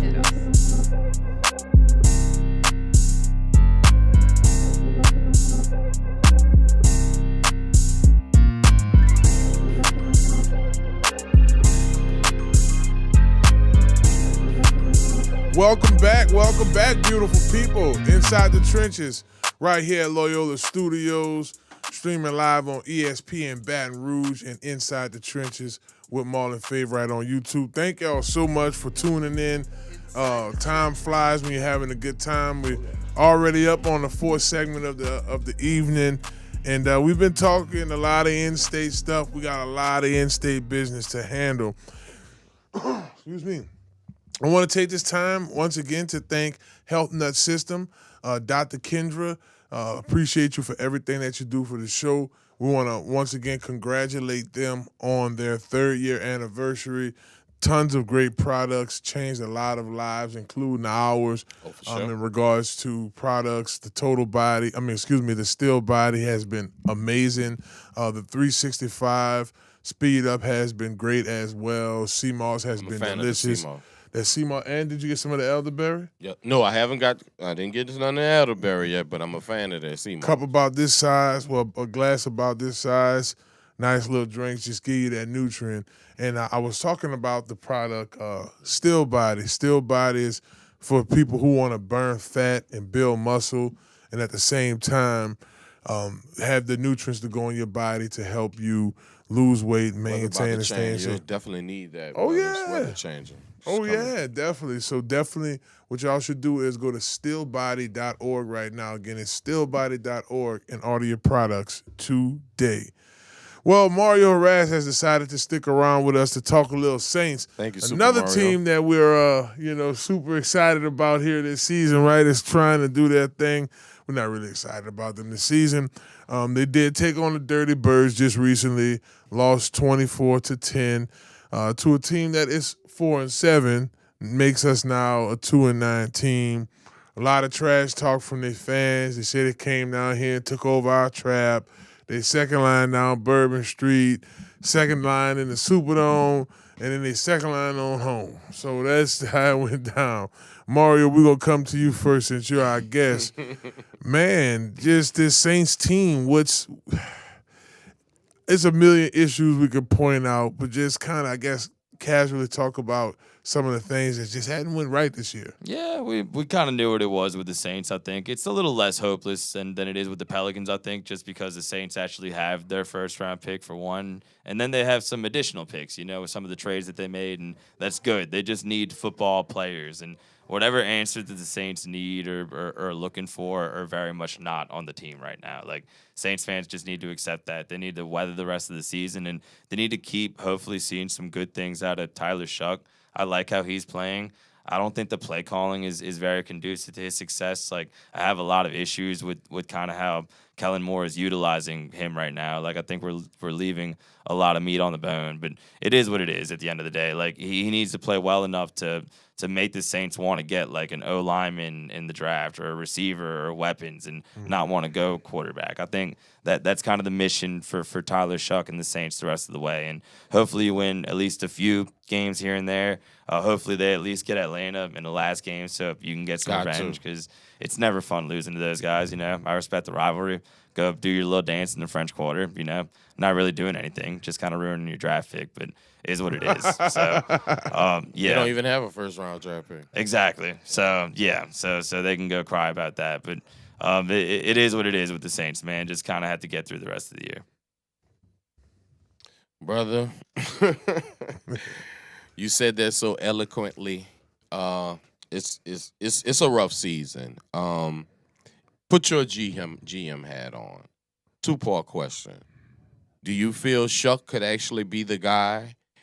And secondly, who would be that number one wide receiver you're thinking about in the first round of this draft? Man, on Shuck, just based on what I've seen so far, I think, he's got some skills that translate well to the modern day game. Has size, has mobility, not just fast, but is able to scale the pocket pretty well. And hopefully he has that kind of breakout game. And he's put up numbers. Like his first game, his first win as a starter against Carolina, that was the most passing yards anybody had since Drew Brees in 2020. So you've kind of seen it in the stats. But hopefully before the end of the year, he has that like 400-yard game or 4-touchdown game or whatever. Right. And that I think the potential is there. So to answer your question, so far from what I've seen, yes. And as far as who they should go after, I mean, it's supposed to be a really good class there. Yeah. I kind of got to go sharpen up, I guess, on specific draft picks and who they should take. But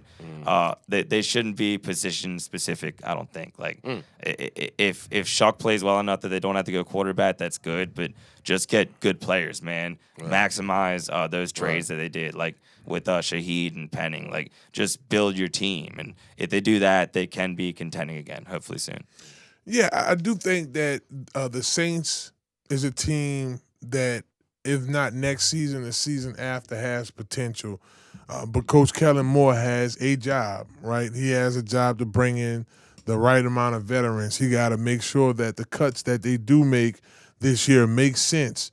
Obviously, they have a roster of some guys that have a lot of potential. I thought he drafted exceptionally well for the most part, particularly on defense, bringing in guys like Riley, Stutzman. Yes, Sorry, Stutzman. Stutzman has been in the rotation, playing exceptionally well. My question for y'all, and this is the question for the board and for our crew out there that's watching, everybody that's tuning in. First and foremost, appreciate y'all for hanging with us on Monday night. But I want to look at the rest of the schedule, and we're going to just, I guess, play a little simple game and say win or loss. So is this a dub or is this an L? That's what we're going to do with the rest of this season. Obviously, you have a team that, I mean, all the playoff aspirations have been gone a little over a month and a half ago, and it's just a team now that has a fan base that just want to see a team finish strong. There is a spread here. I want to say it's 5.5 wins. Right now we're at 2 wins. Mario, you're our special guest. The Dolphins. I think that's a loss, honestly. They have, like, some weird momentum right now, I guess, with Tua. Like, they have games where they randomly play well. I think in Miami they will beat the Saints. Yeah. I mean, I hope it's a win, because you're not going to get too many teams worse than that we're facing next. Hopefully we could get some pressure on Tua. You know, they're not really a tough team. Maybe we can finally, use our offensive line, which is makeshift, to dominate the football. But I'm sorry. It might be a loss, but I think this is the one game we could actually win. According to ESPN matchup predictor, the Miami Dolphins have a 65.7% chance of winning that game. Oh, wow. I'll go against the predictor and roll with the Saints winning. Demario Davis, shouts out to him. He's for guys and veterans, been playing exceptionally well. But when Godchild came on the show and he talked about the motivation, you asked him about Miami. About this game. So, hey, hopefully that works for them. So far, with our guys here, we'll just say that 2 overrides 1. That will put the Saints at like 2-10. Right? So after they take on the Dolphins, they play the Bucs again. I think that'll be a competitive one, but they will lose. I think Tampa takes that one. They're starting to get healthier, getting Godwin back and others. I can't pick the Saints to win. What's the deal on the Baker injury? Well, he is, from what I understand, that left shoulder. They didn't drop any information yet thus far, but I mean his shoulders supposedly. Oh, even if he's hurt, Teddy against the Saints, you kidding me? He's going for 400 yards, 4 touchdowns. Like, you know what I wanted to say, because I realized we hadn't had really good quarterback play in a long time. We used to take for granted when Jameis used to throw 4 touchdowns. Jameis used to throw 4 touchdowns a game, and we just used to take that for granted. Now, we would kill for any one of those quarterbacks to throw 3 touchdowns in a game. So I just wanted to put that out there. I'm sorry for interrupting y'all. No, you're brother. good. You didn't interrupt. Go ahead. So No, I'm glad you said that, man, because Chuck and we've seen so many QBs since Breeze. I've been calling the games in Spanish since 2019, right? Yeah, So right. I've seen everything since, and we've seen so many guys that are like you said, just don't have that much talent, I guess. Right. Like Andy Dalton and Trevor Siemian, like Jameis, like his light may burn bright, and then he has his bad plays, but he at least has that natural ability. I'm seeing that with Tyler Shuck, and I think y'all are too. It's just the play calling in the red zone's been horrible. Like yesterday, if they played it right, he could have had 3 touchdown passes, like 2 or 3, but they had all those goal-to-go plays, and they did not throw not even 1 pass with Tyler Shuck. Like, they threw even a couple with Taysom Hill. Right. So he's the first one I've seen since Breeze that actually has some size, can actually improvise, can actually throw on a rope, like across his body, and that doesn't equal to being a good quarterback necessarily, but he actually has those skills, and he's the first quarterback I've seen since Breeze that has that. He just needs to hone it all in. So the potential is basically there, but you saying it's a loss in this Bucks game, though? Yeah, I think so. What about you? Yeah, we lose that one. We losing, bro. So now we 2-11. We 2-11. Then we play the Panthers. That's the following game. That's the December 14th game. I think we win that game. We figured it out. Stop the run. Make Bryce Young beat you. I can't think we figured that one out. No, I agree. I think some guys just play bad against certain teams, and that is Bryce Young with the Saints. Like, I can't get over how terrible he looked against the Saints with one of their rare wins, and then him just lighting up Atlanta, 400 some more yards. Exactly. Who has a better defense? So they're at home. The Saints' defense in the Superdome, it's kind of gotten lost in the sauce because they haven't won many games, but they've played well. Most games at home have been at least competitive because the defense has kept them in it. The Saints they've scored over 20 like twice all season or something like that. But I think they ride the defense to a win, and they actually beat Carolina in that game. Yeah, I think that is win 3. I think that's win 3 for them. That'll put them at 3-11 with 3 more games left to play. Now, for my betting folks out there that bet against the Saints, you might be in trouble, and I'm gonna let my co-host determine that. After that game, potentially 3-11 Saints team will take on the Jets. That's a win, baby. That's a dub, man. Okay, that's a dub. That's a team that will be bad on bad. Both teams are 2-9 currently. I don't know how the Jets will be looking at the time, but the Saints will be hungry for another win. Mario, your thoughts on that matchup? Agreed. I think the Saints, I mean, I don't want to give away the rest of my picks, but I think they win their 2 remaining home games. That's a pride factor with Glenn and with Kellen Moore. Like, both those guys know they're not getting fired, but they haven't had the first year that they've hoped for. So at least get a win against another team that's ailing. The Saints are at home. I think they win that game. Yeah, I say they win that one too. That'll be win number 4 for them. Boy, it's a number of things we got to look at with them. I said that right? No, I'm just about to give you that win on that Tennessee. Oh yeah. Come on, I was fixing my fingers right. You getting your Jameis on? Yeah. Yeah, but we there with that, and I guess I'll spark off Tennessee. They beat Tennessee. I mean, it's a 1-10 team. I don't know if they still be on there 1 team. Gentlemen, can I say something about that? Think about Tennessee right now, and think about how much they praise, and we heard so much about Ward. Ward this, Ward that. Look where Tennessee is right now. You haven't heard a word from Ward, and look how Shedeur, who should have been the 2nd overall pick, has all the headlines. When the last time you saw anybody speak or interview Mr. And we're not in that market either. Yeah, small market. They've had a weird season, fired their coach. Like, it's I feel like if you watch them, he's had like moments here or there, but he has just a very bad supporting cast. It's tough to evaluate him. But do you think Tennessee regrets not getting Shedeur? Man, that's tough to say. I mean, you could say yes, and it would be fair, but no, I don't think at this stage. Shedeur's just such a weird story. Like everything about him, from like the speaking in mime to not getting any reps. Like it's number 1 just, jersey sales. Yeah, it's a different. I mean, when you're the heir to NFL royalty, it's inevitable, and even with him being a 5th rounder. Now, before you came on, Mario, we did talk about Shedeur. He just recently experienced his first win on his first start as an NFL player.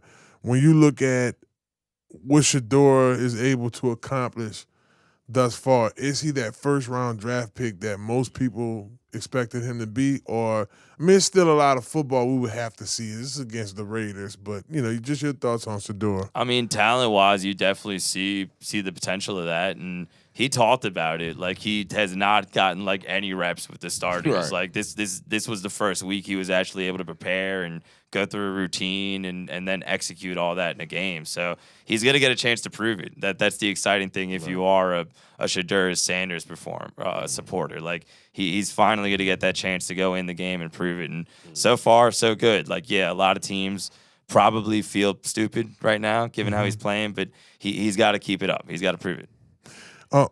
J.J. McCarthy, Bryce Young, of course, it's Monday Brain, I'm a freeze. All of these guys were drafted in the first round.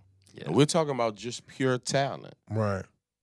Please continue. You'll pick Tennessee Saints, you think? I still think Tennessee wins. I could see Ward have like a random good game and beat the Saints. Hey, you and ESPN predicted, they said 52% chance that Tennessee wins this game. Well, it's going to be cool. So, according to Mario, that'll be loss number 12. Mm-hmm. I'm going to go with Tennessee. I think that, I'm going to go with the Saints in this game. I just think that defensively, we got enough young talent on the back end, and I just feel like that's one of them games like a Brazil get off on. Right. So, yeah, I think that'll 2 override 1, not to go against our guests like that, but that'll be win number 4 for the quarterbacks. Saints. Or 5. And 2 rookie quarterbacks. All right, fellas, we got one game here, the Falcons. Now, we lost one already. Most Saints fans out there, and listen, as we wrap the show, y'all feel free to tune in, chime in as well. Let me know y'all thoughts when y'all think about the Falcons game. I do think I think the Saints win 6 games. I'm gonna go ahead and give it away. The Saints beat the Falcons in Atlanta. Big payback. Both teams not going to the playoffs. That's basically our Super Bowl game right there. Exactly. Yeah. This was Atlanta's Super Bowl this weekend. That'll be our Super Bowl January 4th in Atlanta. They won't have anything to play for. And just to even speak on that, Kirk Cousins is a halfway decent player. But look at the players around him. You have a Baji. Baji is all world. Even Pitts is a talent. London didn't play, but the offensive line, number 25.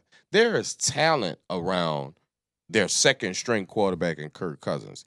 They're Pro Bowl players that you have to worry about and schemes for. The day New Orleans gets talent around them, I think Shuck will actually play some better ball. We just don't have the per se talent. There's no one that scares you. Even Alvin, took some time off because he eventually got hurt. And everybody gets hurt, but there's just no weapons in New Orleans that anybody is fearful of. The Falcons have had some good players. They've just had really bad coaching hires. Like kind of like we were talking about with LSU. Yeah, and going back to Arthur Smith too, like both those guys I think are great coordinators, great coaches, but not very good head coaches. Oh, terrible. Kind of like Dennis Allen. So to y'all's point, Atlanta, like they have a way more kind of expensive team. They're way more built to win this year. The Saints knew they were going to be bad. Atlanta kind of didn't. So when you get towards the end and the Saints have a more experienced rookie class and they have a team that's kind of more gelling, the Falcons are just kind of looking towards the offseason,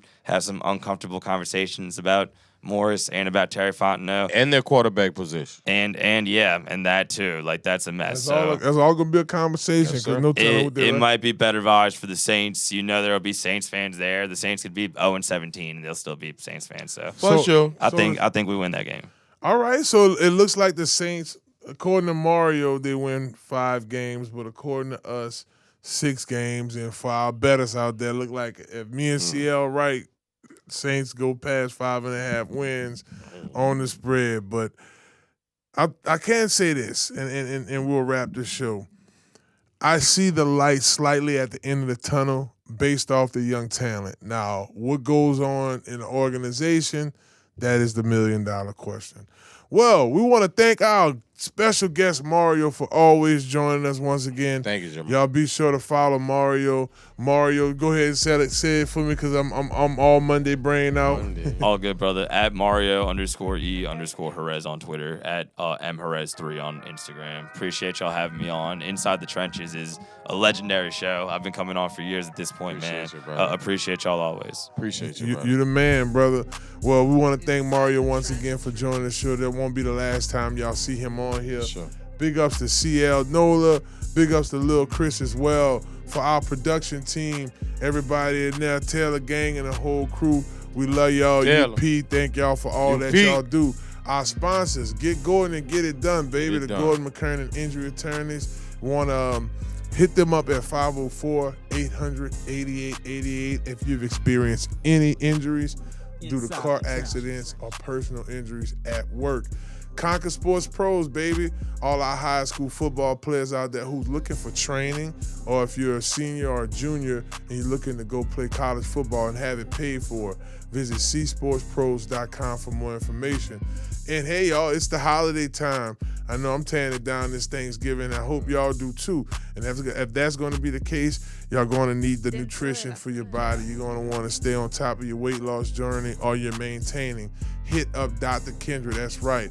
Y'all visit stillbody.org. You have the Still Body tablets. You have the 365. You have the CMOS. You have it all. Visit them right now, stillbody.org. Well, happy Thanksgiving to y'all out there. We'll see y'all next Monday. Y'all be safe. Enjoy family, food, fun, peace, and blessings. Hello, somebody. We'll be back next week. It's ESPN Baton Rouge.